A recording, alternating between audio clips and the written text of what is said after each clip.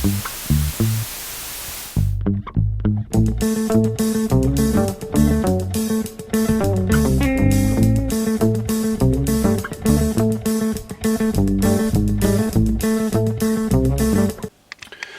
fermiers, amis fermières, bonjour, bienvenue à la ferme, bienvenue sur Cocotte TV. Aujourd'hui je vous présente un clavier qui nous provient de Cherry.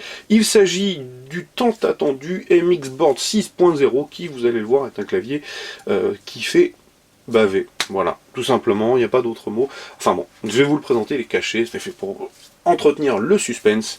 Alors, au niveau du packaging, très simple, noir, Cherry, MX Board 6.0, c'est tout. Je vous présente pas l'arrière parce que vous allez voir le clavier, donc je le montre pas, mais en tout cas MX Board 6.0 rappelé à peu près partout. On a donc une boîte avec le logo de Cherry, les fameuses cerises.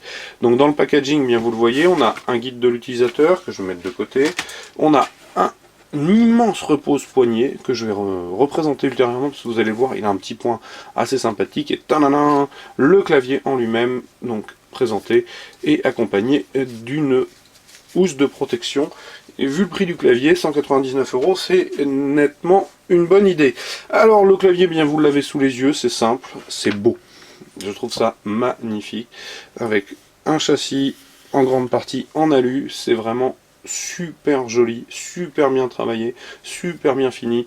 Bref, c'est un clavier très agréable. Mais il a quelques défauts, vous allez le voir. Alors, passons de suite au repose-poignet. Repose-poignet avec caoutchouc, gomme sur le dessus, badgé MX partout.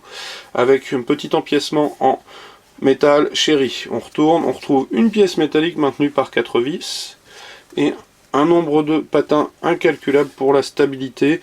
Donc vraiment un repose-poignet assez rigide qui respire la qualité, et cette pièce métallique a un énorme avantage puisqu'elle vient s'enficher ici. Alors je vais le poser un petit peu plus loin parce que je commence à être encombré sur l'endroit où je fais les vidéos.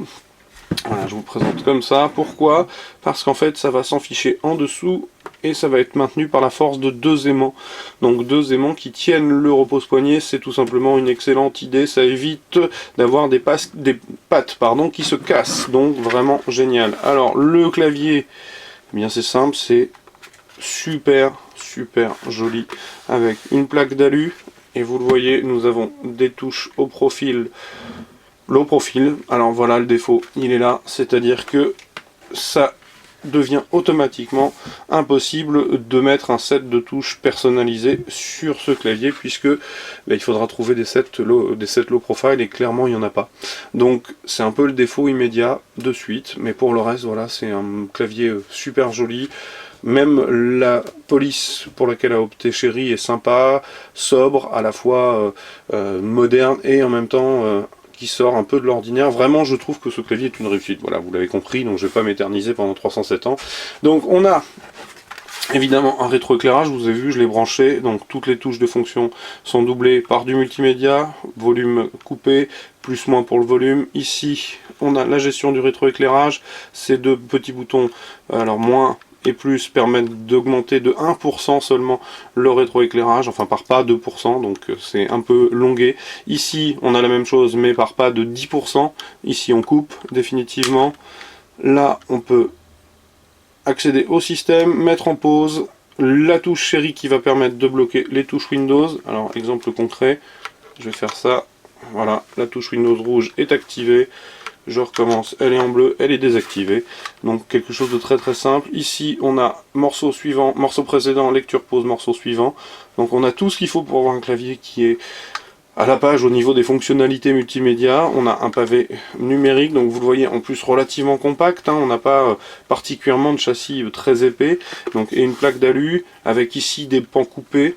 Vraiment super beau, super propre, il n'y a rien à dire. Un marquage Cherry sur la face avant. En dessous, on retrouve des canaux pour pouvoir passer le câble à droite et à gauche, des pattes de surélévation caoutchoutées, des patins caoutchoutés aussi en façade et sur l'arrière de façon à assurer la stabilité. Alors, au niveau du rétroéclairage, je vous l'ai présenté. Par contre, pas de comportement particulier. Juste, en fait, ce que Cherry met en avant, c'est une qualité de fabrication superbe avec le châssis en alu. Hein, vraiment, il n'y a rien à dire. Alors j'enlève juste la barre espace, histoire que vous puissiez voilà, avoir une vue sur le plaque mounted. Donc elle est montée sur une plaque qui surmonte le PCB, donc les diodes, les switches, les faux switches de stabilisation pour la touche espace. Voilà, rien à dire de plus que ça, c'est tout simplement super joli, mais le défaut, il est simple, c'est qu'on a un tarif de vente qui est conséquent, puisqu'on est à 200 €.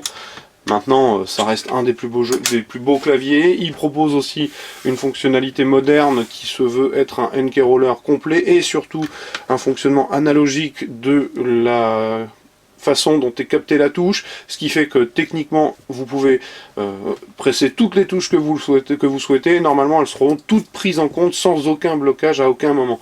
Alors évidemment ça paraît peut-être un peu très marketing sur le papier parce que ça met en avant le côté le plus rapide clavier du monde. Maintenant c'est les doigts qui déterminent la vitesse du clavier et pas autre chose. Donc vous aurez beau avoir un clavier ultra rapide, si vous avez des doigts qui sont limités par la nature humaine, ben vous n'irez pas plus vite que la nature humaine.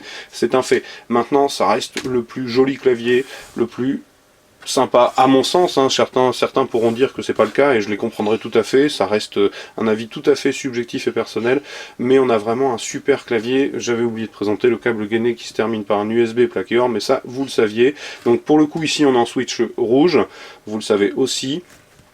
Et je pense que j'ai à peu près fait le tour d'une présentation rapide. Ce que je vous invite à faire, c'est à venir lire le test écrit où je reparlerai de cette fonctionnalité-là, le RK, le Real Key Analog Technology, qui permet donc de capter toutes les touches, quel que soit l'ordre, la façon dont elles sont pressées. Voilà, il s'agissait donc du Cherry MX Board 6.0, pardon, sur Cocotte TV. Comme d'habitude, je vais vous souhaiter une excellente journée en compagnie de ce magnifique clavier que je vais toucher toute la journée. Non, je plaisante, ceci étant, je le trouve vraiment, vraiment super joli, mais ça n'engage que moi, je le répète.